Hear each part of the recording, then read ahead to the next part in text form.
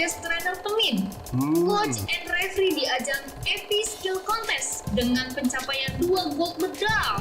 Saya mengajar FS, PGI, SST yang semuanya itu kategorinya global content, Mbak. Di titel namanya Mas Heri ada LMT, Local Iya. Master Trainer. Itu Betul. apa lagi ya? Boleh dong dijelasin? Ini kerjaan versi Toyota udah. Padahal secara keseluruhan kalau saya boleh sarikan itu ada 4 konten utama TCA ya.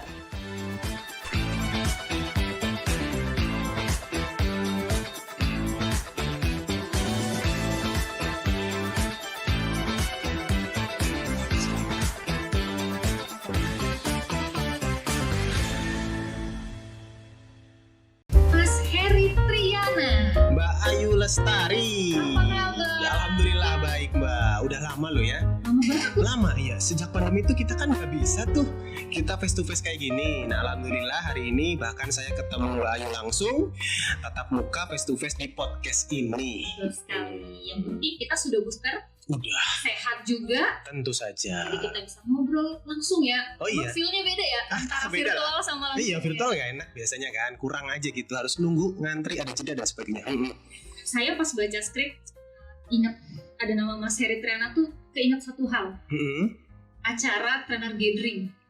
Maret ya? Maret itu. Gimana? Kenapa Mas Heri sangat berkesan bagi saya? Oh gitu. Karena saat saya jadi host, Mm-mm. saya menyebutkan one of best trainernya itu Mas Heri Triana. Betul ya? Oh iya. Luar biasa. Biasa aja sih sebenarnya itu, Mbak.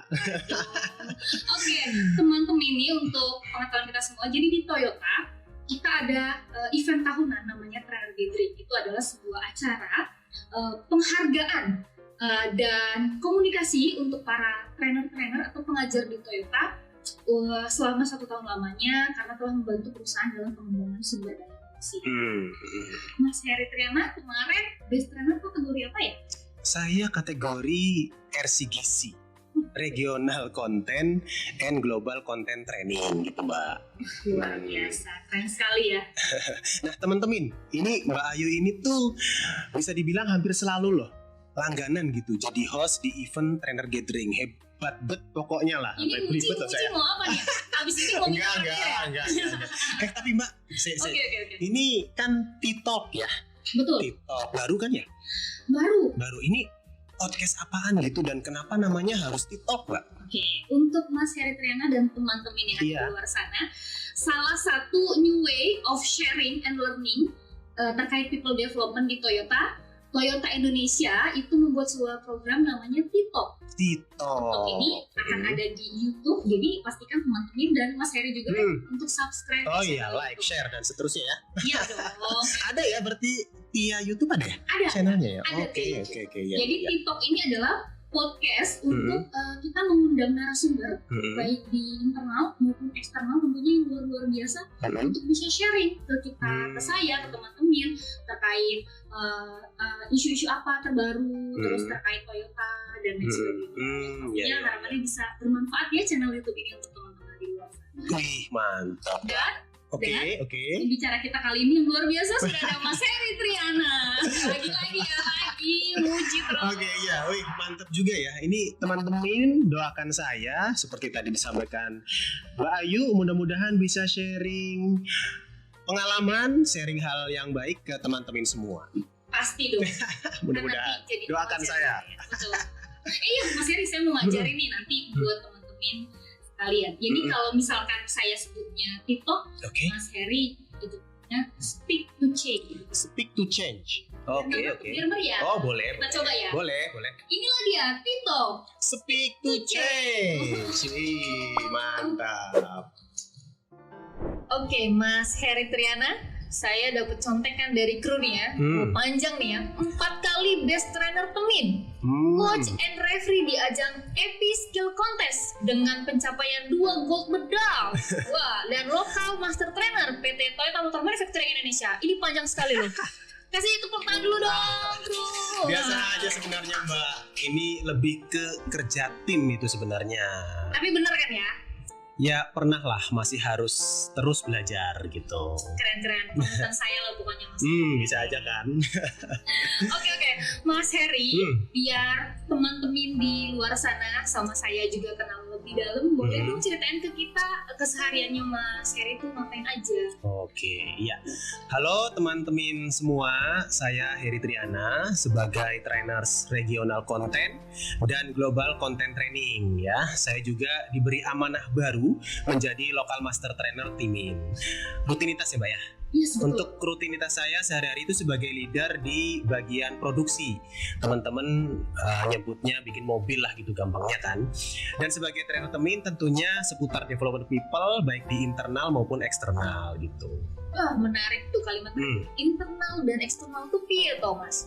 Oh iya, internal itu maksudnya pengembangan SDM di internal Toyota gitu. Kemudian kalau eksternal itu maksudnya Toyota kan memiliki misi sosial ya dalam pengembangan SDM untuk perusahaan lain, termasuk membantu pemerintah di dunia pendidikan, khususnya sekolah-sekolah SMK sampai university level. Eksternal tuh maksudnya itu gitu. Makanya nih Mbak, perusahaan kita tuh 3 tahun ke depan ya, terhitung dari tahun lalu 2021, 2022, 2023 itu mempunyai 3 main concern. Apa aja tuh?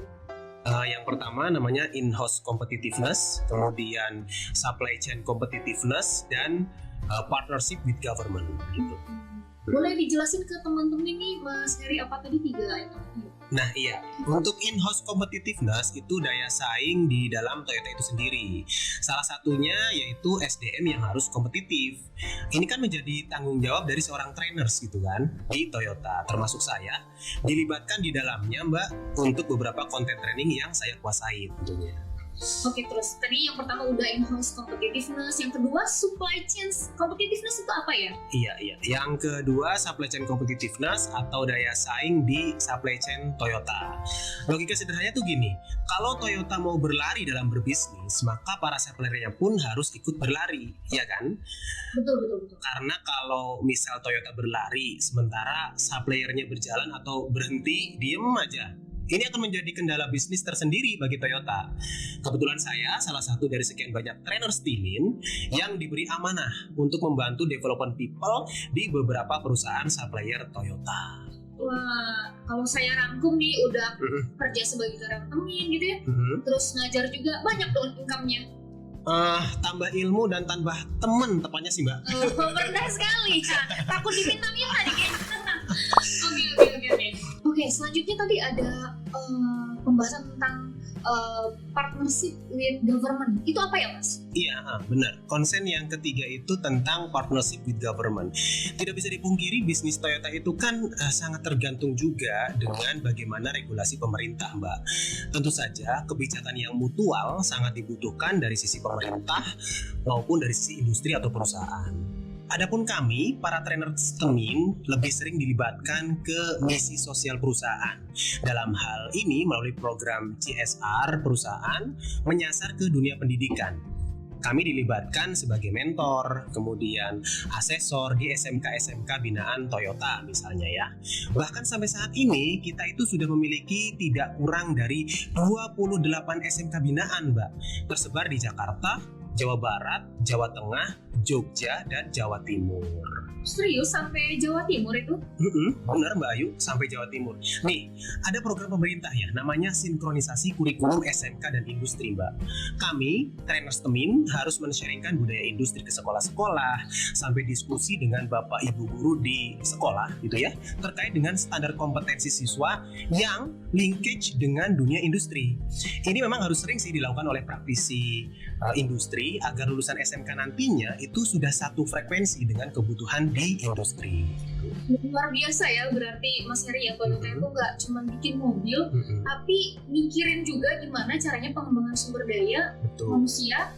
Tapi yang lebih luar biasa lagi nggak cuma internal, tapi keluar juga gitu ya. Jadi ada support mencerdaskan kehidupan saya, betul ya? Betul banget, kira-kira begitu. Kira-kira nih Mas Heri, kenapa ya Toyota tuh melakukan itu? Benefitnya apa sih buat perusahaan?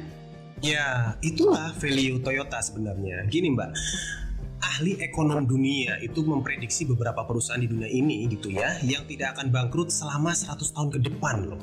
Salah satunya kita, Toyota gitu.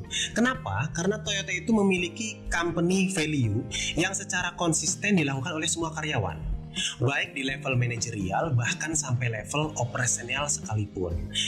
Dan company value Toyota itu adalah development people. Berarti pengembangan sumber daya manusia yang tadi Mas Heri jelasin ya? Iya. Makanya kita kenal ada 2 istilah khusus nih di Toyota, yaitu Hitozukuri dan Monozukuri. Bentar, itu makanan apa lagi tuh? Penjelas banyak sekali istilah-istilah yang perlu Iya. teman-teman tahu nih ya. Nah, itu tuh klepon yang ada parutan kelapanya itu loh, Mbak. Bisa. Bercanda.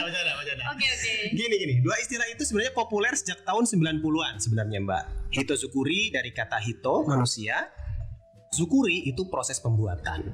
Hitozukuri berarti proses pembuatan manusia terbaik, best people.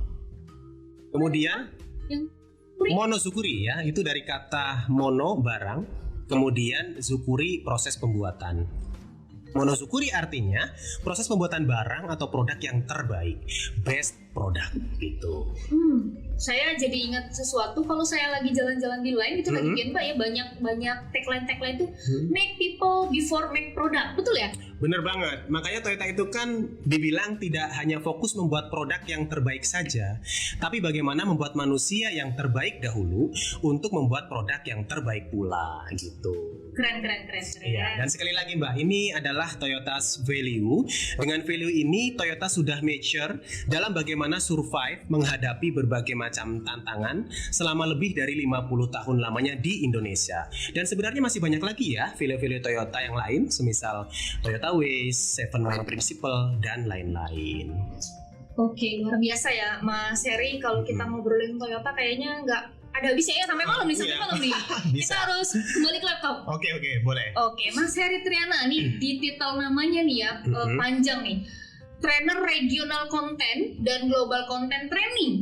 Boleh dong dijelasin ke teman-teman, ke saya juga, itu apa sih? Oke, ya untuk RCGC ya berarti ya. Regional Content itu konten training yang secara spesifik tiap-tiap negara afiliasi itu bisa berbeda tergantung kebutuhan. Dan biasanya disertifikasi oleh Toyota Daihatsu Engineering Manufacturing atau TDM selaku induk dari Toyota Asia Pasifik di Thailand gitu. Kemudian global content ya, global content training yang wajib ada di semua affiliate Toyota dan disertifikasi oleh mother company kita, Toyota Motor Corporation Jepang gitu. By the way, Mas Heri sendiri jadinya ngajar konten apa? Saya mengajar FS, TGI, SST yang semuanya itu kategorinya global content, Mbak. Boleh dong jelasin, barangkali teman-teman di rumah pengen tahu tadi apa sih konten-konten trainingnya? Oke. Yang pertama itu FS ya, fundamental skill. Itu skill dasar yang harus dikuasai oleh setiap members Toyota sebelum terjun ke proses produksi di Toyota. Yang kedua adalah SST, Specific Skill Training. Ini development skill tahap lanjutan sebenarnya. Ada 2 di sana, ada SST online, itu untuk level operator atau team members. Kemudian ada SST offline, ini untuk level leader, ada team leader dan group leader level. Ada juga tadi yang ketiga TGI ya. TGI itu Toyota Job Instruction. Itu bagaimana mengajarkan pekerjaan versi Toyota. Kalau di Toyota kan yang diajarkan itu ya SOP atau Standardized Work. Kalau Toyota kan mengerjakan apa yang ditulis dan menulis apa yang dikerjakan, maksudnya adalah SOP. Menggunakan 4 tahapan mengajar, biasanya pakai kartu kita, yaitu kartu TGI gitu Mbak. Oke, banyak ya ternyata ya Mas ya. Tadi tapi di titel namanya Mas Heri ada LMT, Local Master Trainer. Itu apa lagi ya? Boleh dong dijelasin? Iya. Ada LMT, Local Master Trainer. Awalnya Toyota itu mengenal ada 2 istilah di Master Trainer, ada RMT dan GMT gitu ya. RMT itu adalah Regional Master Trainer dan GMT itu Global Master Trainer. Mereka bertugas mencetak trainer-trainer di negara-negara afiliasi Toyota ya. Untuk Asia Pasifik itu RMT, kemudian di Toyota di dunia itu GMT. Nah, dalam hal ini Toyota Indonesia itu berusaha jiritsuka sih secara mandiri gitu ya, membuat hal baru namanya LMT, Local Master Trainer. Untuk beberapa konten training ada TGI tadi, Toyota Job Instruction, kemudian TPS, Toyota Production System, dan TCS, Toyota Communication Skill. Yang sudah disertifikasi juga oleh GMT tentunya, Global Master Trainer.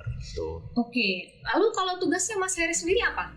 Oh, sama sih seperti RMT dan GMT tadi, hanya saja ruang lingkupnya yang berbeda.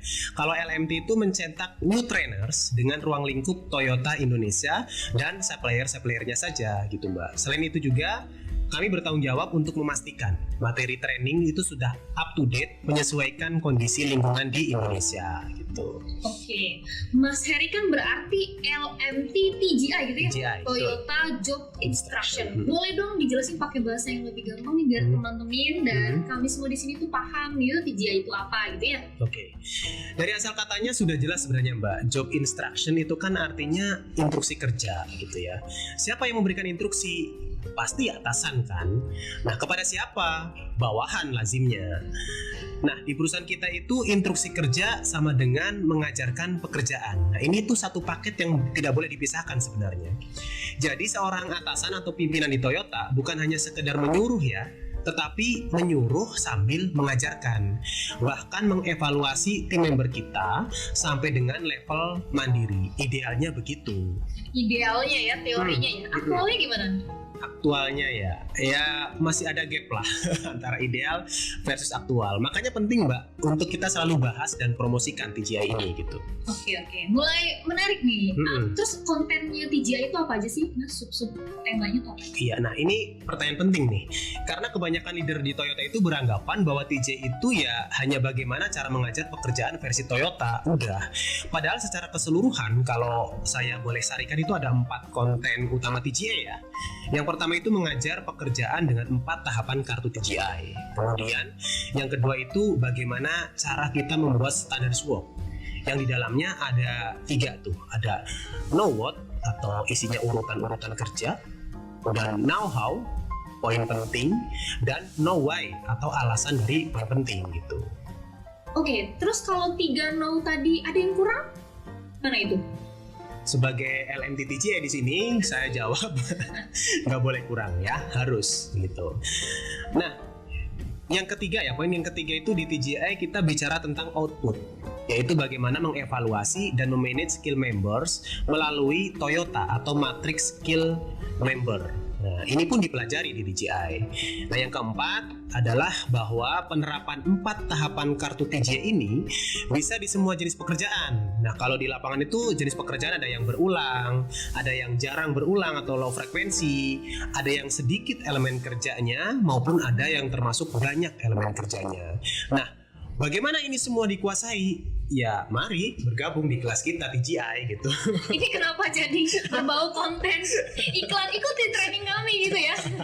Ya karena memang penting sih untuk terus di-sharingkan mengenai konten TGI ini gitu ya.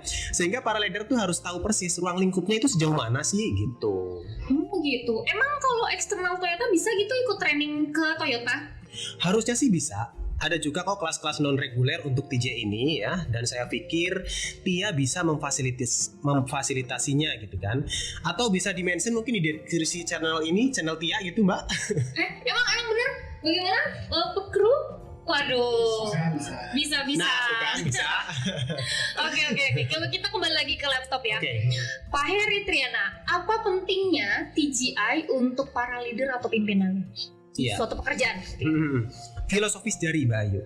Nah, knowledge dan skill leader Toyota itu diwakili oleh filosofis jari. Boleh jarinya seperti ini Mbak? Iya. Nah, ini skill dan knowledge leader Toyota itu filosofis jari ya. Untuk TJ sendiri simbolnya jari tengah. Kita lihat kan jari tengah itu lebih tinggi dari yang lain kan. Nah, artinya ya dia harus men-sharingkan kelebihannya untuk jari yang lainnya dengan cara mengajar. Nah, jari tengah ini artinya adalah skill mengajar. Oke, seorang leader Toyota yang baik dia harus bisa mengajar. Ini yang pertama. Kemudian leader itu juga kan harus memberikan assignment ya, tugas atau nyuruh lah. Sementara kembali ke konsep awal di Toyota, nyuruh itu sama dengan mengajar. Bukan hanya penting berarti, melainkan kewajiban setiap leader untuk bisa dan menjalankan TGI di area kerjanya. Menurut saya sih begitu, Pak. Oke, itu apa artinya TGI ini hanya untuk area manufacturing atau otomotif atau bisa untuk area lain ya? Tentu tidak Mbak, karena selama ada pimpinan kerja dan proses assignment, maka mengajar dengan TJI itu diperlukan. Jadi bisa di mana saja ya untuk TJI ini.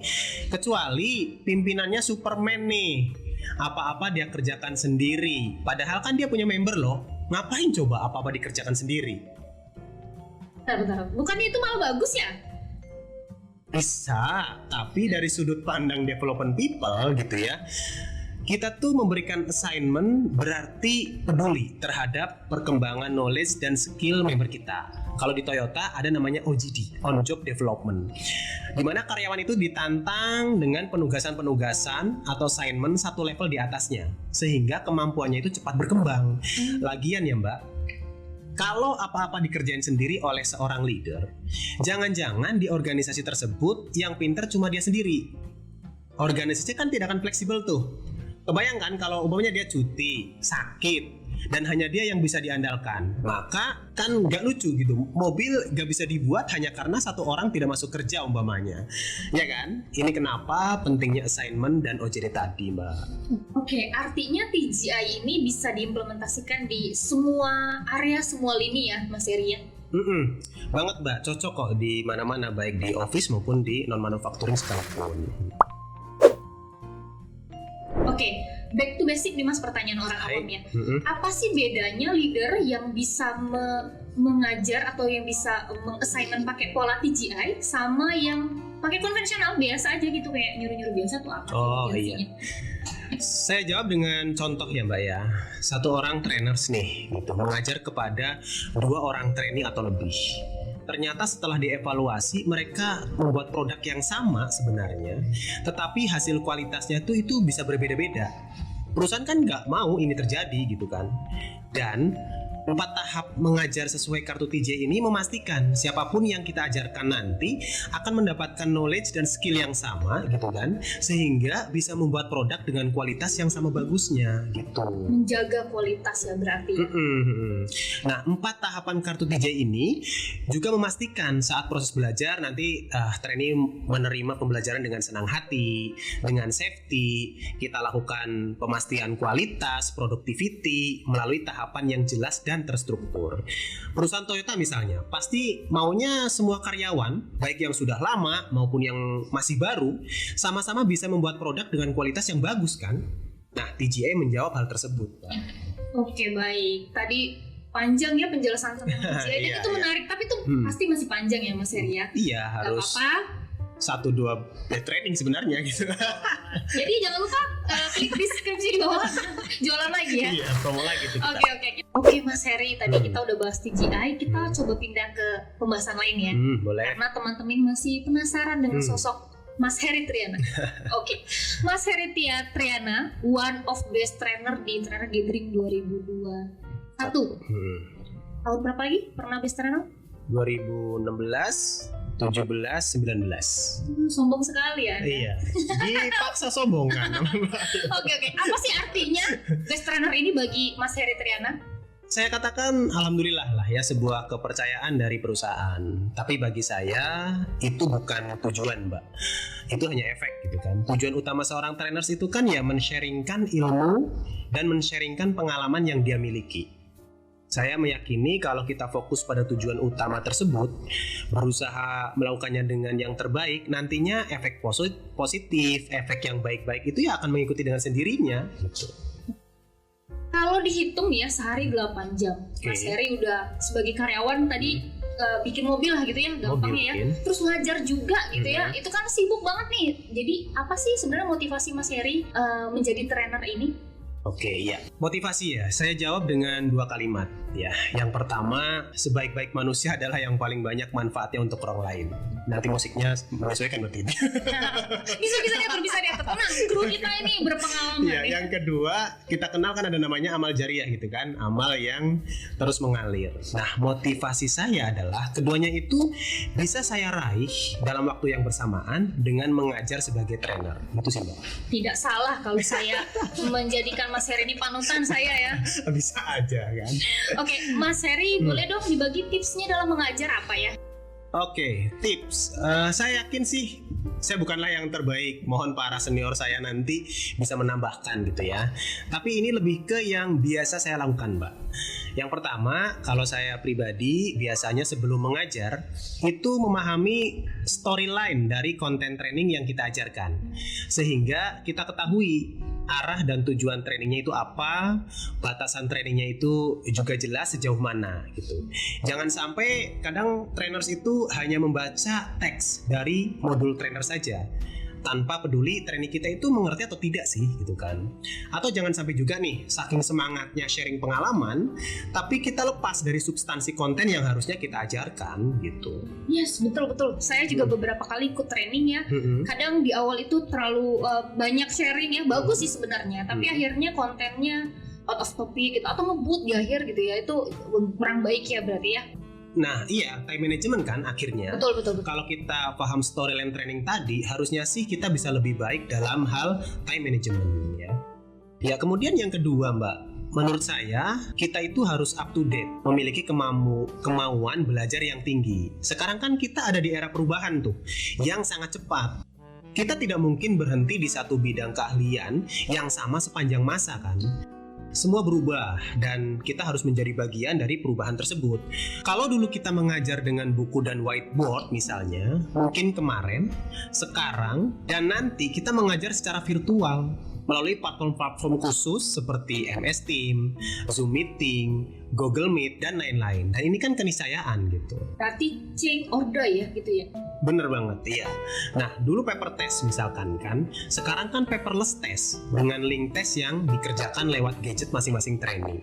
Bahkan sekarang kita sedang bahas misal nih, mobil, bahan bakar, bensin, dan solar. Bisa jadi kan besok kita harus sudah membahas mobil elektrifikasi.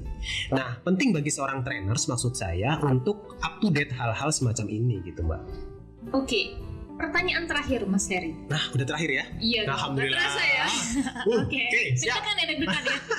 Oke Mas Heri, kalau boleh pilih, best people or best product?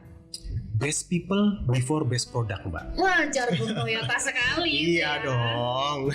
Oke, Mas Heri dan teman-teman yang ada di rumah dan di luar sana, nggak kerasa kita udah tiba di penghujung podcast kali ini. Sekali lagi terima kasih Mas Heri untuk sama-sama sharingnya, untuk ilmunya. Oke. Mudah-mudahan jadi ladang pahala. Amin. Serta bermanfaat untuk teman-teman yang nonton video ini. Terakhir, masih ingat sama jargon yang saya ajarin tadi? Speak to change. Yes, betul. Kita coba ya. Oke, boleh. Kita lihat ke arah kamera. Yes. Oke. Salam Tito. Speak to change. Yeay.